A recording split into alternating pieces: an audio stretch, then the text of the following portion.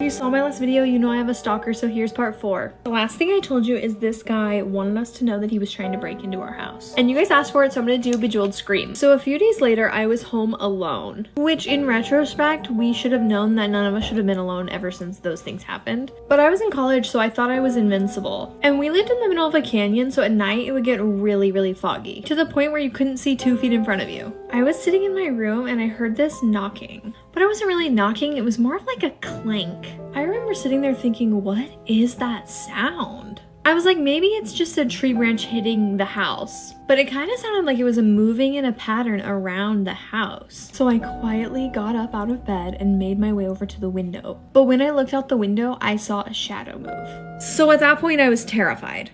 I knew that someone was outside of my house. My first instinct was I needed to call my roommate. And thankfully, she was on her way home. If you guys watch our ghost hunting videos, Tori was my roommate at the time.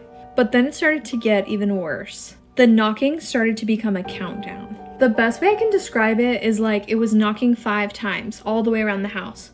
And then 4 times all the way around the house. Then 3 times, then 2 times. Then Tori still isn't back and I'm panicking at this point. I'm like, what am I gonna do? And what happens when he reaches 1? The one good thing about him going around the house and knocking around the house was I knew exactly where he was. So at this point, time is moving in slow motion and I'm thinking about what weapons I have of choice. My first thought was I could get a knife, but the kitchen was really close to where he was. If I was in the kitchen when he broke in, I would have nowhere to hide. My only other option for a weapon was a metal pole, but that metal pole was outside in the backyard. But because of the knocking, I knew he was near the front of the house, so I went for it. I ran outside as fast as I could and grabbed the pole. As I ran back inside, I saw car headlights turn onto the street. Then the front door burst open. I was ready to knock someone out with that pole, but it was Tori. She said as she was pulling up, a man in a trench coat was walking off into the fog.